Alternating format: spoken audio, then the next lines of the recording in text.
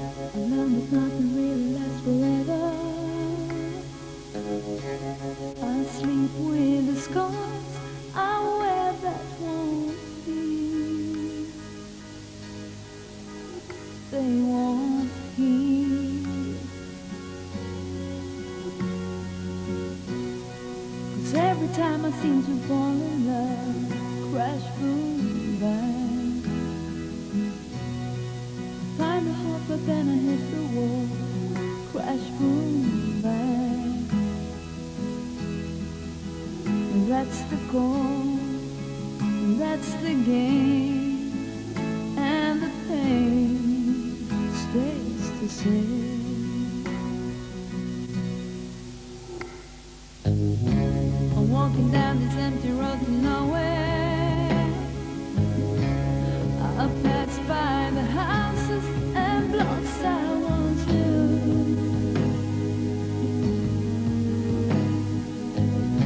My mama told me not to mess with sorrow, but I always did, and Lord, I still do.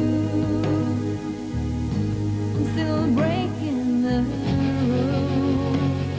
I kick it up, I kick it down.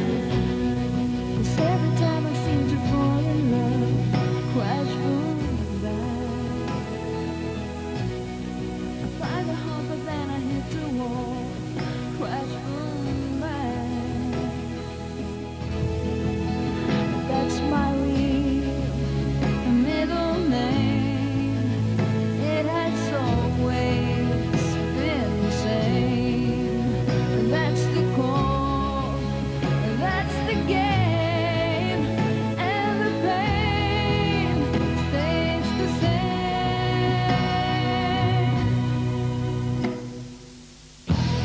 I still feel the heat and the taste of the kissing, shattered by rain and the wild holy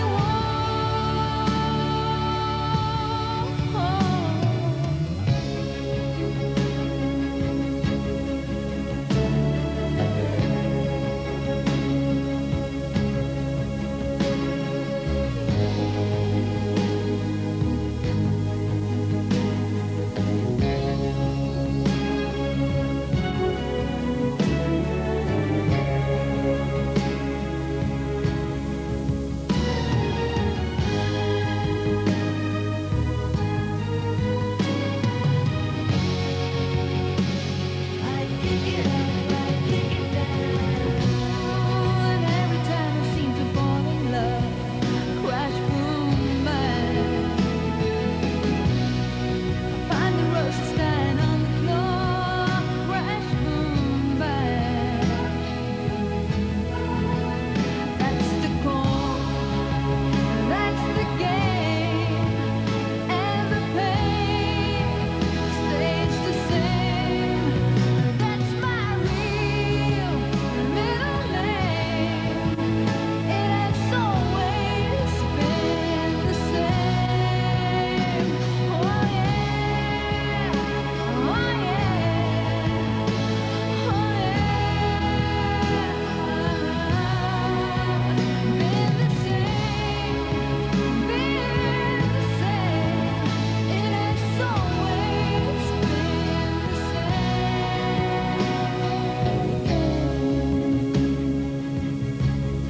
It's always been the same.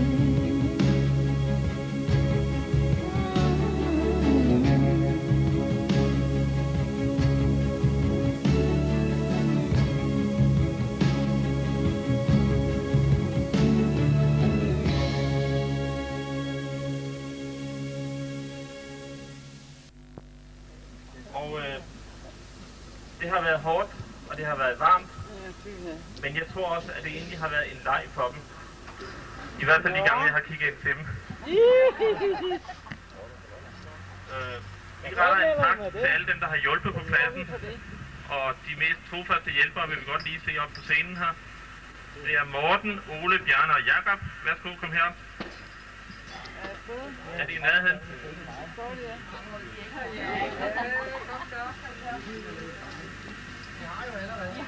De får sådan en ganske lille erkendtlighed. Værsgo. Og nogle af dem har ikke købt det i forvejen.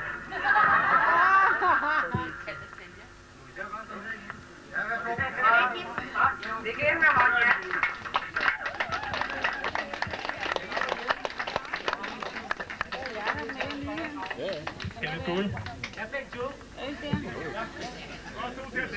Skål og velkommen alle sammen. Det ser helt godt ud. Skål.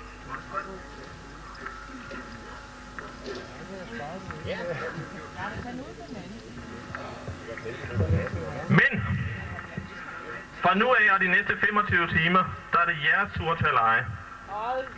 Nu har de der gutter gået her i 3 uger og gjort pladsen parat, og I kan se, hvad de har nået. Så rammerne er skabt. Det er op til jer at udnytte dem. Spring ud i det og lege med. Jeg håber, I er med på det. Det, der ellers er at lave i dag, eller i år på pladsen, måske har nogle af jer lagt mærke til brusebadet dernede, når man kommer ind i Paradisets have. Det er jo på grund af, at vi i år ikke har gratis brusebad fra ovenaf, og på grund af den stærke varme, så har vi så fået lavet det der afspændingsanlæg op med solenergi og 20 grader varmt vand. Og det står til fri afbenyttelse på hele festivalen. Hvad siger du? Hele døgnet rundt, ja. Vi har badekar med. Så har vi fået genopført lastens hule, hvad jeg lige vil sige. Rio Rytter, som den hedder. Den er revet totalt ned og bygget op igen, men i den samme udformning. Med nogle rimelig høje bardiske, vil jeg nok blive. Men okay, den står derovre i noget frisk birketræ. Og sidst men ikke mindst, så har vi fået restaureret scenen efter sidste års gennembrud, må man nok sige. Men den er repareret i de huller, der nu var, og der er lagt nyt gulvtæppe på. Sådan er det.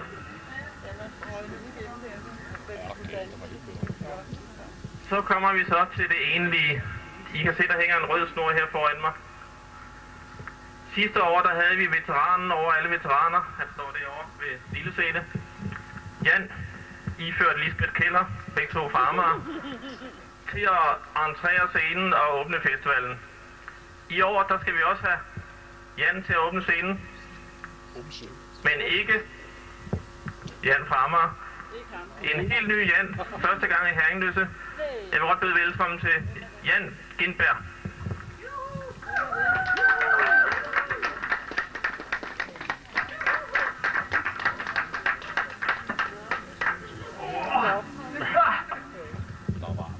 Velkommen til Herringløse. Tak.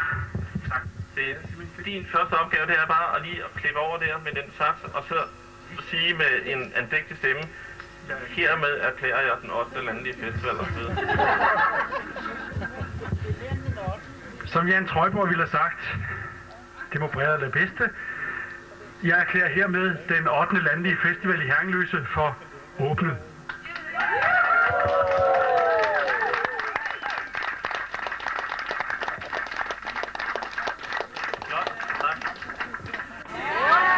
Og så vil jeg overlade scenen til Jan Gindberg, stand-up, direkte fra Storstad. Tak Palle. Giv Palle en stor hånd. Tak til jer. Kan I høre noget derude? Det går fint. Hold kæft, det var en stor ære det her. Gider Jan Trøjborg, han ville have haft lige så nemt ved at gøre det ved Storbæltstunnelen, så havde vi jo rejst rundt i landet. Vi har jo, eller de mennesker, der har arrangeret det her, har jo skabt et fantastisk paradis for jer. Fordi at der vil jo være live underholdning de næste 12,5 timer non-stop. Omkring midnatstid bliver der sluttet af med mandestrip. Og jeg skal lige sige i den forbindelse, at der etableres nogle fugtighedsføler i stolesæderne. Ja, det forlanger de simpelthen, når de kommer ud og optræder, for at se, hvor populære de er blandt pigerne her. Og jeg skal lige sige, at udstyret er altså ikke mere finfølende. Det kan ikke kende forskel på ufrivillig vandladning og almindelig ophidselse. Så hvis I lige gider at bruge knibemuskulaturen, når I kommer tilbage fra toiletterne, ikke? Så vi ikke får nogen ufrivillige store udslag på monitoren herovre bagved. Men det er fedt at være i Lille Herrenløs. Jeg har aldrig været herude før. Jeg måtte jo med DSB herude. Jeg ved ikke, om der er nogen af jer, der har været med DSB herude. Det er et helvede. Man skal gudskelov ikke rejse med IC3-tog herude, fordi så ved jeg tør slet ikke at tale om, hvor man må havne henne. Altså, er der nogen af jer, der rejser med IC3-tog en gang imellem? Hvad fanden er årsagen til, at man skal stå som sådan en spastisk lammet katolsk præst for at få dørene til at åbne sig i IC3-togene, hva'? Hvad fanden er årsagen? Det er jo ikke sådan, at når man kommer ud på deres toiletter ude i toget, så skal man stå sådan og velsigne sin afføring for at få den til at forsvinde, vel? Der er sgu da en knap, man kan trykke på, for fanden, ikke? Jeg ved ikke, hvordan det foregår ude som styrekaj derude med kasketten. Så sådan, mere fart, kom mere fart. Kom mindre fart. Jeg synes, det er sjovt, når man kommer ud på lokalstationerne ude, så står der så, vær venlig ikke at krydse sporene. Ja, jeg ved sgu godt, de er svære at rette ud igen, ikke? Jeg skal nok holde mig fra dem, ikke? Altså, bare ro på DSB, ikke? Okay, jeg var i Aarhus her for nogle uger siden, og så sejlede jeg med den her uheldsramte færge. Kan I huske den der færge, der knaldede ind i den der Storebæltsbro sidste år? Der var sådan en grådkvalt kaptajn, der stod derude bagved, og sådan, men strømmen tog magten fra os, og så drev vi mod nord. Det var godt, at broen den var der, lige til at stoppe færgen, ikke? Han mand, der har 10.000 hestekræfter, kræftet med ned i motoren, ikke Alberten? Så slip dog koblingen, din idiot, ikke altså? Hold da kæft, hvor svært kan det være. Jeg begyndte at gå op og tjekke det her redningsudstyr. Og så, jeg ved ikke, om der er nogen af jer, der kommer fra Jylland i dag, det jeg tror nok, der er. Jeg ved ikke, om I har set de her redningsveste, man kan tage på, når man kommer op på dækket. Og så står der så, som instruktionsbog, så står der så, bind stramt mellem klodserne. Jeg ved ikke, hvad jeg er fyre, men det har aldrig hjulpet på min flydeevne, vil jeg sige, snart svært imod, ikke altså. Men det er jo fedt. Jeg kan forstå, der er simpelthen købt 2.000 liter fadøl og 5.000 liter sprut, og damerne har ikke ret meget tøj på, og fyrene de bliver fulde om en times tid, og så skal I til at lægge an på hinanden. Har jeg ret i det? Har jeg ret i, at det her det bliver en aften, hvor det bliver de dumme åbningsreplikkers aften, er det ikke rigtigt? Nej. Dem, der ikke allerede har en partner, de skal i hvert fald nok sørge for at forsøge at skræmme en væk, er det ikke rigtigt? Man skal altid lige over og lægge an på naboens kone, ikke også? Eller hen til den lyshårede pisen. Og I må give mig ret i, fyrene, I må give mig ret i, at når mænd bliver fulde, så sker der et eller andet med intelligensniveauet, er det ikke rigtigt? Det rykker et eller andet sted. Det rykker ud på en anden planet, ikke? Og så tror man, at alle åbningsreplikker, de er lige gode, ikke? Er det ikke rigtigt? Så man skal lige over til den lyshårede pige, og så... Ja, selvom der er sne på taget, kan der jo godt være ild i kaminen, ikke? Hvis du forstår det, ikke? Man bliver virkelig pinlig, er det ikke rigtigt? Og man skal ud og danse med den dejlige mørkhårede pige der, ikke også? Så kommer man bag sig fuldstændig kikset. Ja, du sveder ikke meget af en buttet pige at være, hva'? Man er virkelig totalt åndssvagt. Man skal også overlægge an på den søde pige over i baren og sådan noget, ikke også? Ja, og så tror jeg har det sådan, når jeg har fordrukket 20 fadøl, så tror jeg, det er ikke kun her, men jeg tror, jeg er enormt morsom, ikke? Så det er sådan, at jeg skal lige have en whisky med sofaen, tak. Så den lille Frederik, ikke? Man er virkelig kikset, ikke? Men det er et helvede at være fuld. Nu forstår jeg det, jeg forstår, at I har ikke... Politiet kommer sjældent herud. De er simpelthen inviteret, de politifolk, der er i Væksø. De er pissefulde, de står nede på vejen og... Op for satan! Når politiet, de er jo blevet sendt til Hebron. Jeg ved ikke, om der er nogen af jer, der har set, at der er 30 jyske dragonbetjente, der er blevet sendt ned til Hebron nede i Gazastriben, der lige for at holde ro over den dernede, ubevæbnet selvfølgelig, ikke? Hvad fanden skal de lave dernede, ikke? Altså, vi har ballade nok herhjemme. De kan sådan stå dernede i Gazastriben, mens gummikugler og tårgasgranater, det ryger omkring ørerne på. Så kan de stå sådan, du skal vist lige have lys på den cykel der, hva'? Excuse me, sir, er det din dog, der går rundt uden snor herovre, hva'? Og så ubevæbnet. Jeg forstår ikke, jeg tænker altså en dansk betjent ubevæbnet ned til det der voldelige område. Hvad fanden skal han sige, ikke? Stop! Eller jeg siger stop igen. Det er fuldstændig åndssvagt. Totalt tog. Du skal ikke tro, at jeg er imod sådan, at man sender fredsbevarende styrker rundt omkring i... Vi har det bare sådan, når Niels Helveg, han træder frem. Har I set Niels Helveg dengang under Bosnien-konflikten? Det er ret alvorlige emne, det godt. Men I er klar til alvorlige emner, ikke? Det drejer sig ikke kun om at parre sig og drikke sig fuld. Man kan godt komme hjem fra Lille Herringløse Festival, ligesom med et kulturelt engagement, ikke? Eller et engagement i den tredje verden, eller et eller andet, ikke? Er vi enige om det? Ja. Så står der 10 akademikere, jo. Resten, det er bare sådan, nej, det er ikke sådan, er det ikke endnu. Men Niels Helve Petersen har ikke lagt mærke, når han stiller sig frem sådan i offentlighed, ikke sådan, og skulle sige det der, nu holder I dernede i Bosnien, og så bomber vi. Så går der 3 måneder, ikke? Nu stopper I altså, ellers så bomber vi. Jeg har da bare sådan, hvorfor ikke bruge det ultimative middel med det samme, ikke? Sådan, så er det nok. Hvis ikke I holder nu, så smider vi kræfterne nøgenbilleder med Marianne Jelved ud over jer, ikke? Så får ro på, ikke? Altså.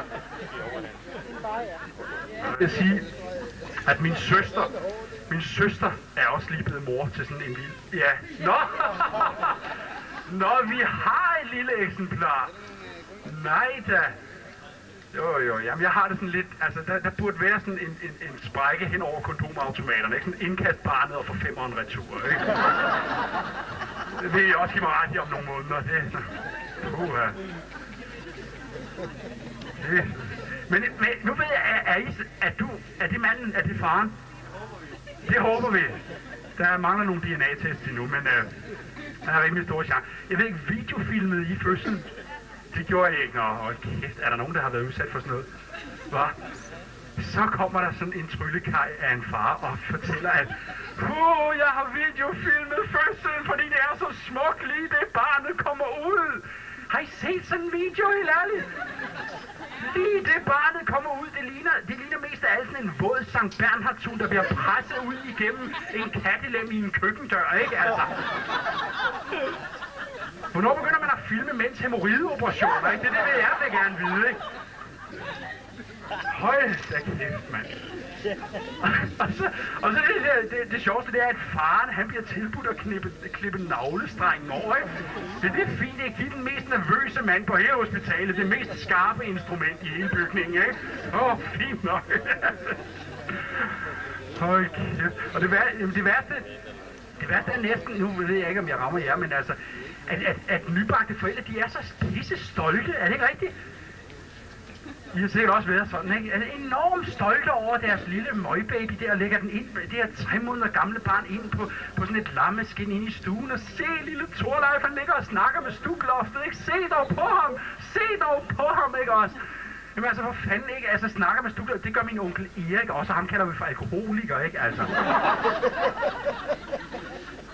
Kæft, mand. Ej, børn. Nej, men jeg ved ikke, skal vi lige skåle lidt, inden vi går videre? Det er noget med, at man løfter glasset op, og så tager man den foran læberne, og så... Skål.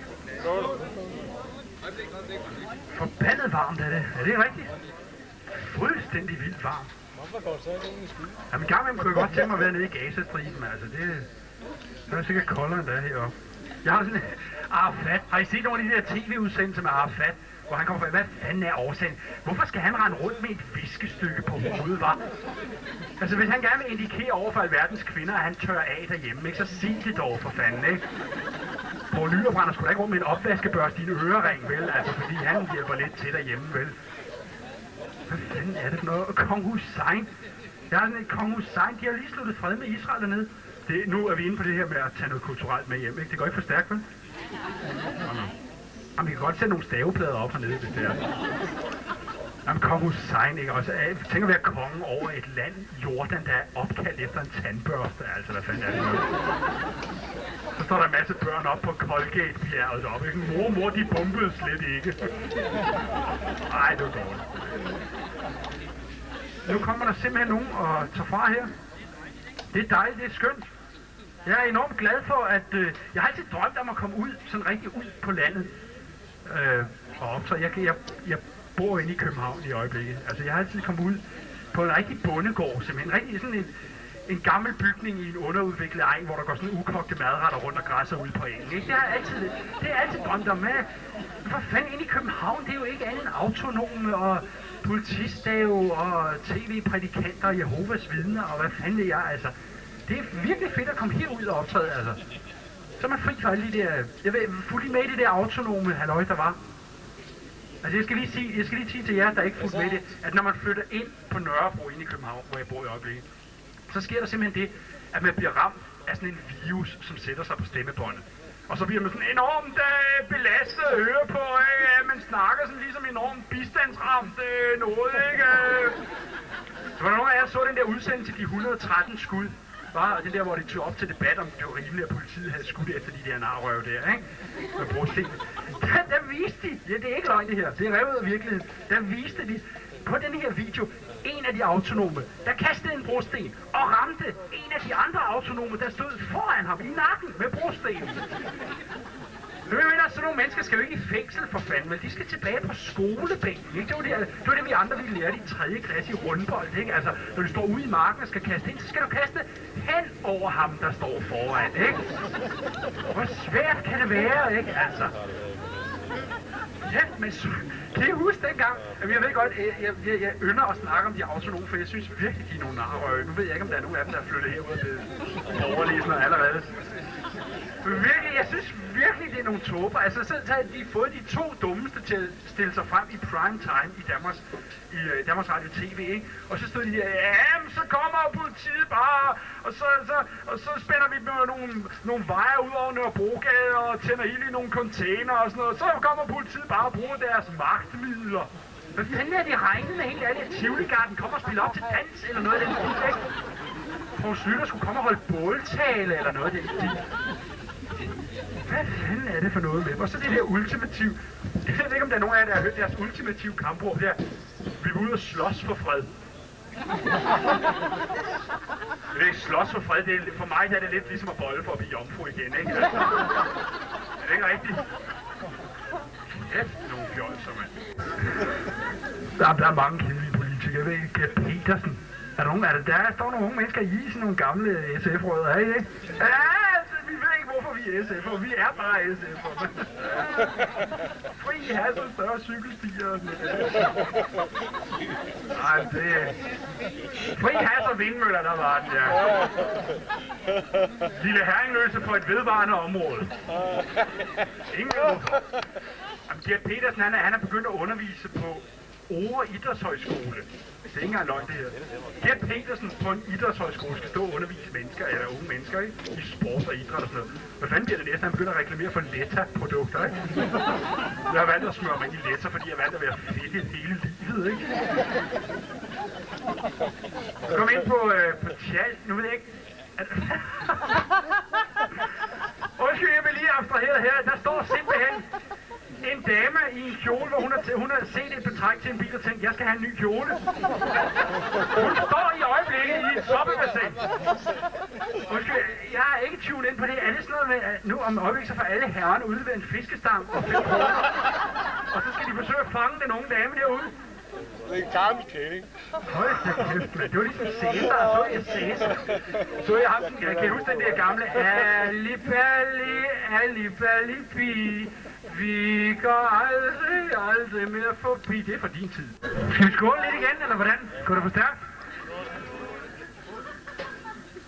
Nej, men altså, nu vil jeg godt senere på aftenen, så kommer I jo i gang med nogle ting her, og der bliver stillet en masse skåle ud med alt muligt sammen og sjovt og sådan. Og så vil jeg godt til jer, der ikke har en pige med, jer fyre, der ikke har en pige med, hvis I skal ligesom ind på noget af at forsøge at score i aften og sådan noget der, så vil jeg godt lige komme med et godt råd. Fordi at når nu der kommer musik på og sådan noget, så bliver en pige ud til dans, ikke? Bryd nogle grænser, ikke? Nedbryd nogle barrierer. Jeg ved godt, der er ikke nogen af jer, der har en trone i livet, ikke? Men gør det alligevel, ikke? Altså, alt kan lade sig gøre her i aften, ikke? Og så lige, når I så kommer over forbi frugtbordet, ikke? Så lige nappe en banan af og stop den i lommen, ikke? Og så klem hende ømt ind til jer, ikke? Siger hun garanteret og flytter over i den anden side, og der er den. Ved I hvad, I har været fede at snakke med. Kan I have en rigtig, rigtig god festival? Og husk nu, livet er en seksuelt overført sygdom. Pas nu godt på jer selv, ikke? Og have det rigtig, rigtig godt. Tak til jer.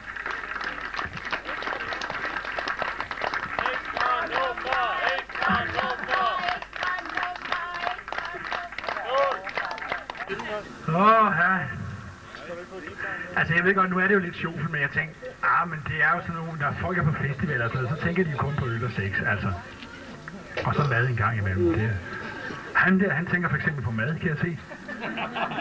Han har ikke hånden i bukserne. Nej, men det var det der med hjælpemidler. Jamen, jeg ved godt, det er det, men altså, jeg kan bare ikke lade være med at klippe sådan nogle ting ud af avisen, fordi jeg synes, den her, den er fra Ekstrabladet. Der er simpelthen kommet til piger en automatisk slikkemaskine. Går det for stærkt? Det ved jeg ikke. Jeg har ikke prøvet Nej, jeg vil godt læse op her. Loveboy automatisk slikkemaskine. Denne elfenbenskugle med 5 bløde, lækre latextunger, som roterer rundt i 2 hastigheder, er simpelthen, så du hører englene synge. Det er som at blive slikket til orgasme af rigtige tunger, aldrig mere fugtig på fingeren. Brugsanvisning medfølger 498 kroner. Hvem fanden køber sådan nogen, hva'? Køber du sådan en, Margrethe, hva'? Du sælger? Det ved jeg har selv overvejet at købe sådan en, og så udskifte de der latextunger med sandpapirstunger, ikke? Og så bruge den til at høvle karme af med, og noget af den stil, ikke? De der steder, hvor det er svært at komme ind i krogene, ikke?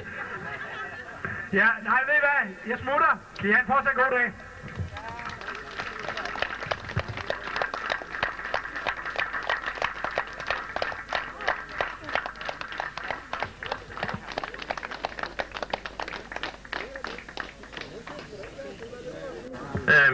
Så vil jeg sige, at I skal rykke sammen, så vi undgår det, der foregik sidste år, med at der kommer huller ind imellem.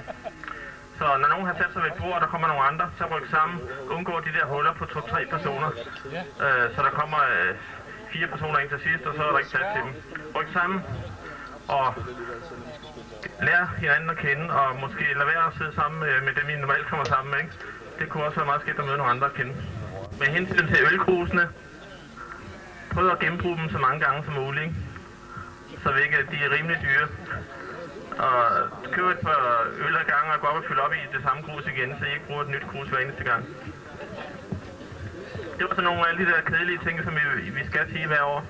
Og så vil jeg endnu en gang ønske jer fortsat god festival. Og vi siger tak for nu.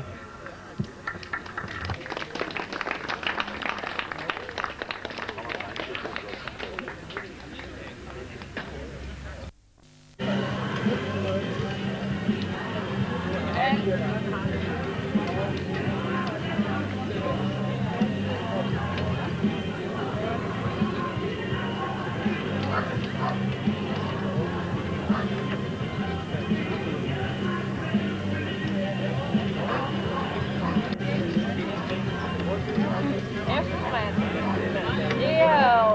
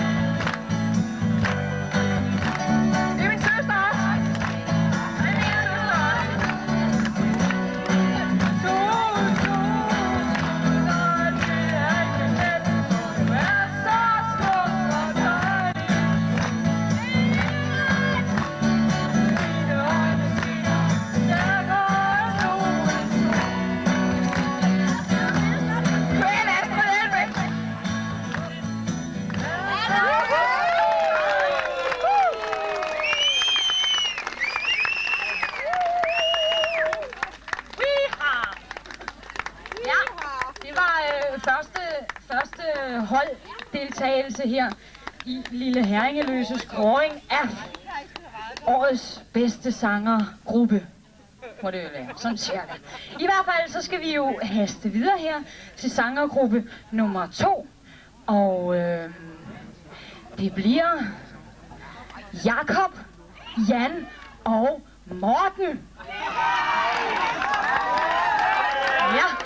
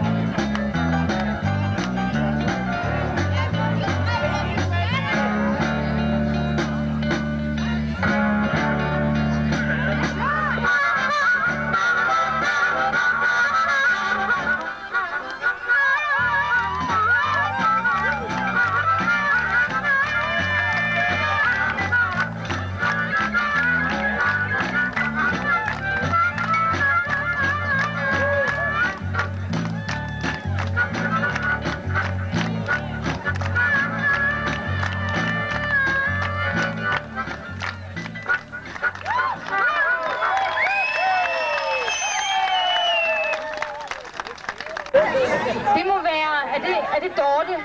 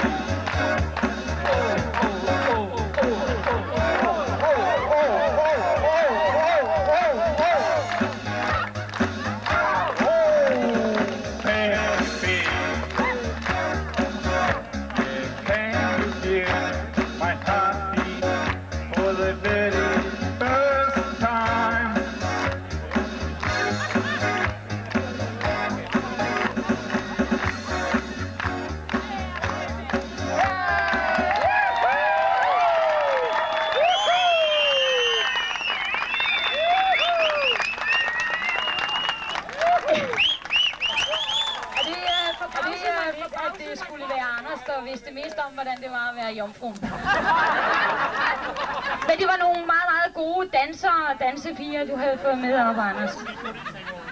I hvert fald så skulle det have været sådan nu, at vi skulle til den her spændende kåring. Men så er der lige kommet en, det er ikke en tilmelding, det var nogen, der sådan, en efterting her. Det er en efterting, det er direkte oversat en paptallerken. Med 3 navne på. Og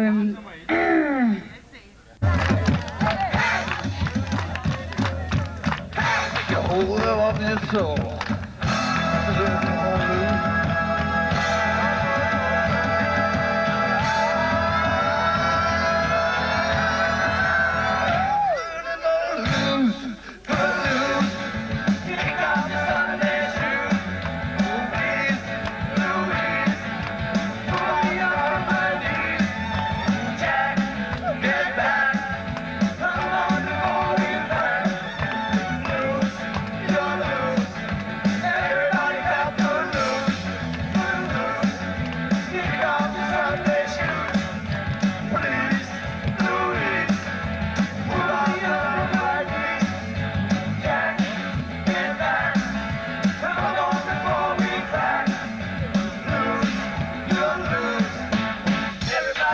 Everybody got it.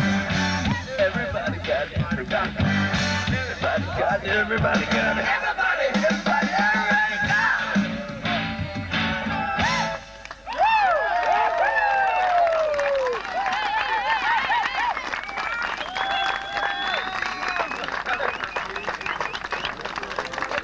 Ja, vi skal vist lige have kommentaren med. Vi er jo sindssyge, mand.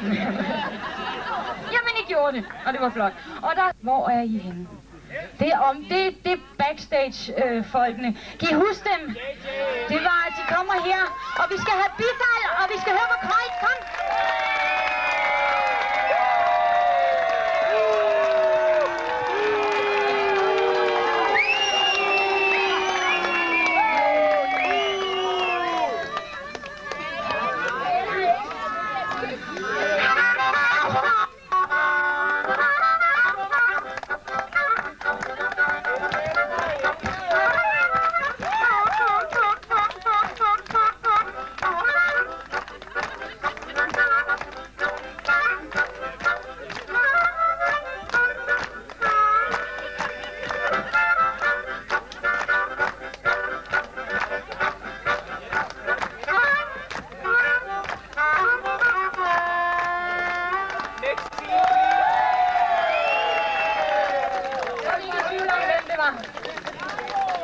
Og vi fik et bifald, og det er målt over på denne her skala, der er målt. Og jeg bifaldometer, der var den her. Og jeg skal lige sige, at bue, det bliver jo altså også målt. Det skelner ikke. Så, ja. Så er vi nået til Annette, Anders og Ina. Hvor er I? Det var noget med like a virgin. Ja, ja.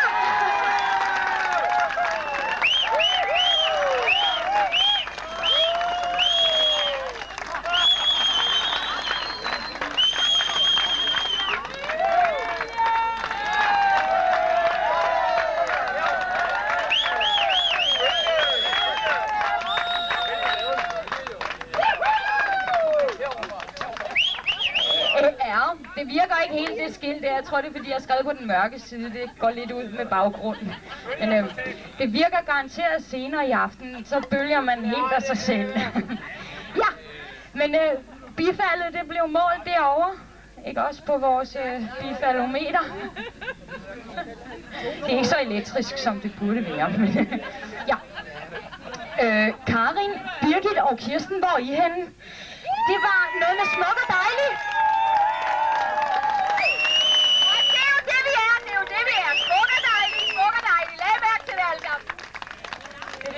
Mændene er, ikke? Klap, klap. Så skal mændene klappe, ikke? Ja, der var bifald der, og bifaldometer. Okay. Så er vi nået til Ellen, Bent og Dorte. Ja.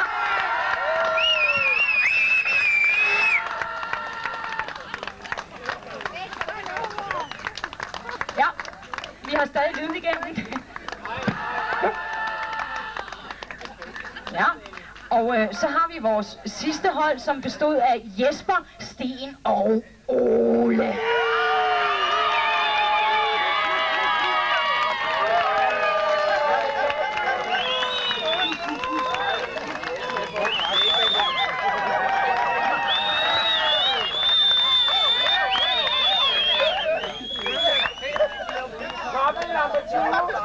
Ja.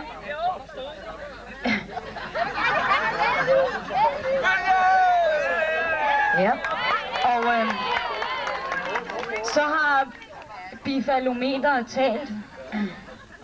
Og vi har fundet ud af, og det drejer sig jo ikke kun om at synge godt.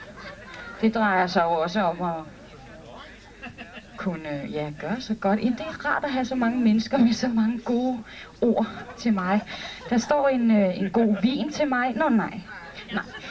Der står en god vin til vinderne. Og vinderne. Hvem var det nu, det var? Nå ja. Nej, nu siger jeg, det gør jeg. Anders og dansepigerne.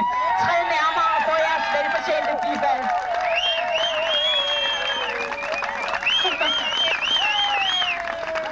Og vi skal selvfølgelig have et ekstra nummer, ligesom i det rigtige Melodi Grand Prix. Tak til jer andre, der har deltaget. Tak for jeres deltagelse.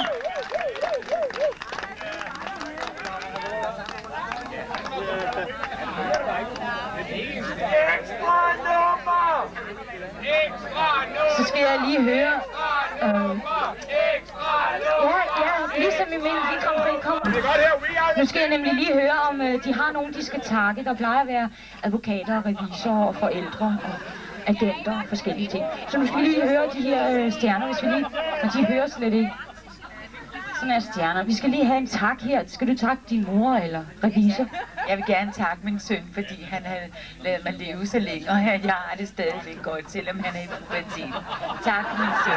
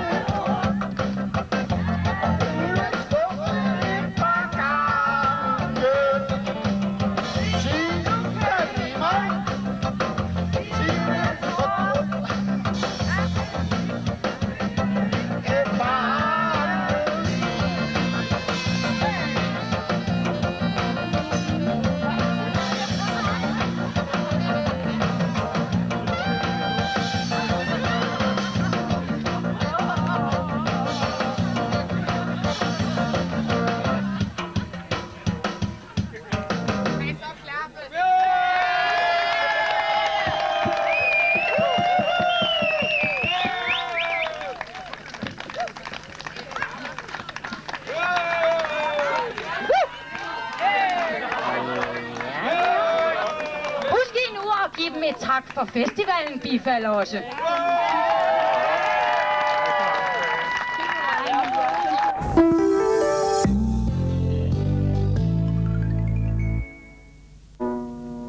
Kom her, vi gør dig nu til en rigtig flot og rask husar. Jeg vil hellere have en star. Han vil hellere, han vil hellere, han vil meget, meget hellere have en star. Hvor er den der figur, du smuk? Hvad siger du, lille far? Jeg vil hellere have en star. Han vil hellere, han vil hellere, han vil meget, meget hellere have en star. Hende vasemøn er en hyldest til vor kære jubilar. Jeg vil hellere have en star. Han vil hellere, han vil hellere, han vil meget, meget hellere have en star. Kom og se Viola danse. Tænk dem, hun er ganske bar. Jeg vil hellere have en star. Han vil hellere, han vil meget hellere have en star. Du bliver første mand på månen. Se raketten, den er klar. Jeg vil hellere have en star. De vil hellere, de vil alle meget hellere have en star.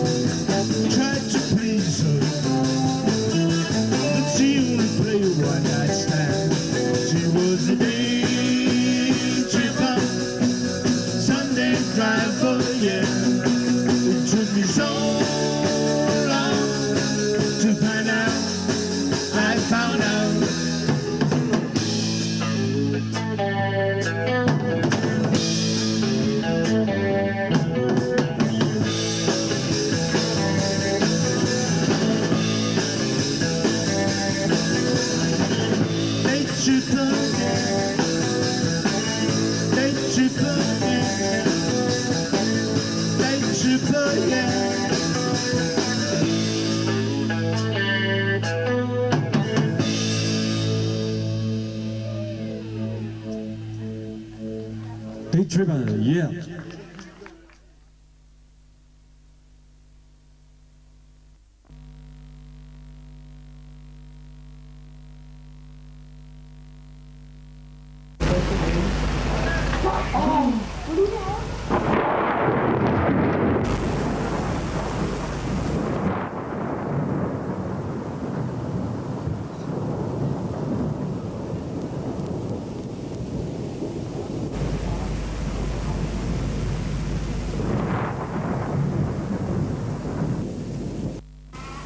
Ser vi ikke så svedt ud?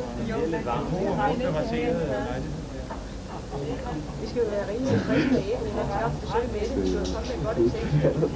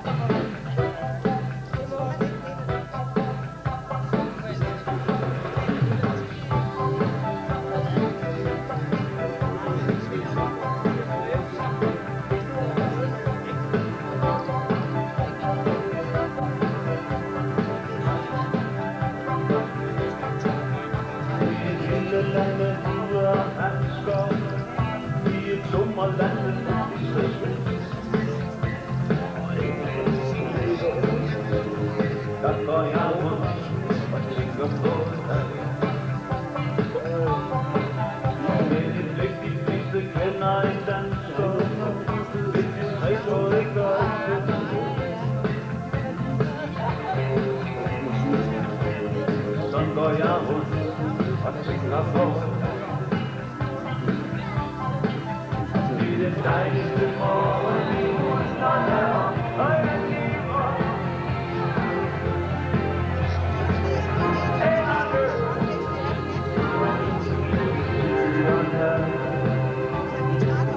i den dejligste morgen i hunderne og jeg lever.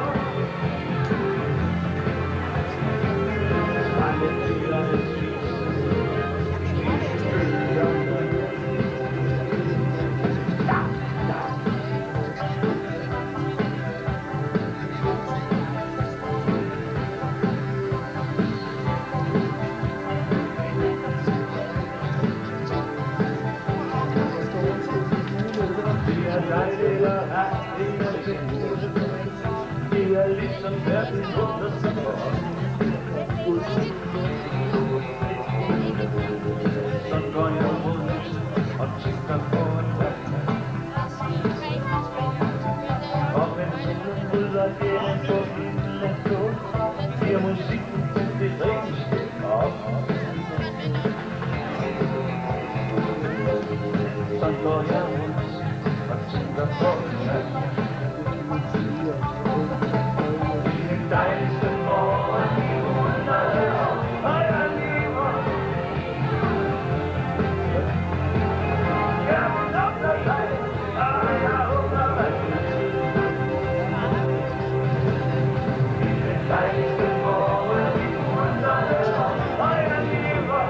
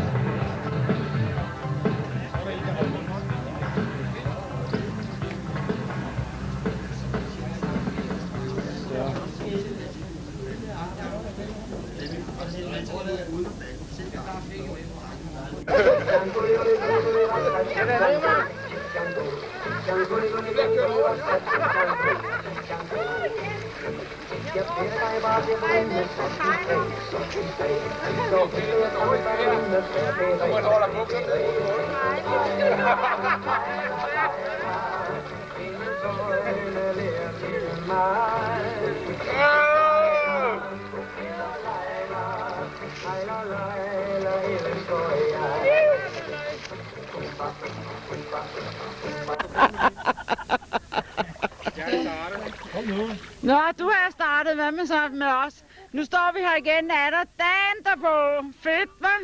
Dagen derpå? Det er jo ikke dagen derpå. Hvornår er det sgu da ikke noget, mand? Nej, det er jo først mandag. Jeg troede, dem med røde øjne skulle forlade på sengen for 5 minutter siden. Det er de vilde kaniner. Ja, men det er de andre. Og du sidder og venter på at få en støvle øl. Det er dem med langt hår, der Hvor lang tid var det? Nå, med langt hår. Jeg håber, de snart kommer. Men det er dem med Hvor mange støvler skal du have med øl? Ej, jeg kan godt nøjes med en støvle, så er der en til de andre. Det må være rimeligt. Nå, vi kan vel dele, kan vi ikke? Jo, det bliver vi nok nødt til. Altså, Ole, jeg kan ikke se noget der. Hallo? Ja, men dog. Kan vi få et lille nummer? Ja, helt sikkert. Vandbassin-nummer. Vi laver Handløs Water Music Festival, sådan ikke altså. Ja, jeg har også gang i København, men det er jo en fattig kommune for fanden. Giv et nummer. Før polisen kommer. Der er sgu da klor i vandet. Ja, der er lidt endnu. Hvad siger du? Har du fået maven våd nu? Nu kommer øllet jo. Nu kommer støvlen. Hvem skal drikke den? Du får lov at tage den første. Ja, det er i orden. Det er havskum. Det er højt skum. Er du sikker på, at der er øl i? Er det ikke kun skum? Er der øl i også? Der er meget skum i. Det er eddermame for meget, der. Også fra Vesterbro, ikke også? Vi kan det der, ikke også? Der er ikke noget med det, ikke også? Nu kommer der en støvle til. Hvem er der bor her? Det er mig. Din plads? Ja, den er optaget. Du har vel ikke betalt for? Jo. 55 pesos, ikke? Lad os lige på ledningen her. Ja, Nu det skal skal der da lov øl. at smage øllen. Hvor skal smage? Det bør jo være lækkert. Hvordan smager det så? Det får simpelthen ikke bedre. Og det er dejligt køligt. Det er virkelig lækkert. Ja, det var godt. Nu gider jeg ikke mere, Ole. Nu er jeg i vandet. Ja, hvorfor skal det? Det er savler i vandet. Nej, hvad laver I dog? Det var havskum. Ja, er der nogen, der har noget ild? Nej, du kan få en dukkert i stedet for. Du kan få en dukkert i stedet for. Det var godt. Kleiner har vi ikke her. Det er godt. Hvad er det? Ja, nu skal vi i vandet. Ja, Ole, nu skal vi i vandet. Tak. Bjarne, hvad helvede laver du? Rødlys. Der er trafik, mor. Er det pinde? Nej, der er for mange i bassinet. Prøv at se alle børnene, de står bare og tænker. Ja, så er det den 8. Herringeløse Festival. Vi skal lige have et interview til sidst. En af arrangørerne står her. Det er Palle. Hvordan synes du, det er gået i år, Palle? Jamen, jeg synes, det er gået over al forventning. Altså, vi kan jo ikke klage over vejret. Vi fik et par regnbyer i nat, og det tror jeg, alle trængte til. Der var lidt panik, da strømmen forsvandt. Ja, det er rigtigt. Altså, morgenbordet var ikke lige parat, så ja, det er rigtigt. Men det fik vi også klaret. Okay. Hvordan er fadølsituationen? Har vi styr på det nu? Ja, vi kan se op på barometeret. 400 liter fadøl er der solgt. Men festivalen er heller ikke slut nu. Vi har stadigvæk 200 liter. Okay. Okay, så det behøver ikke at være, der behøver ikke at være sorg på drengen nu.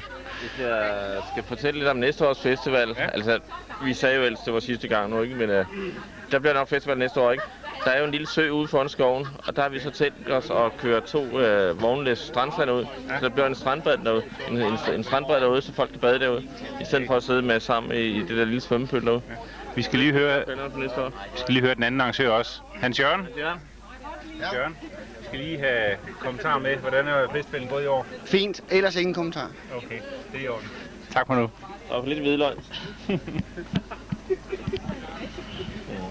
det godt nok? Det var skide godt.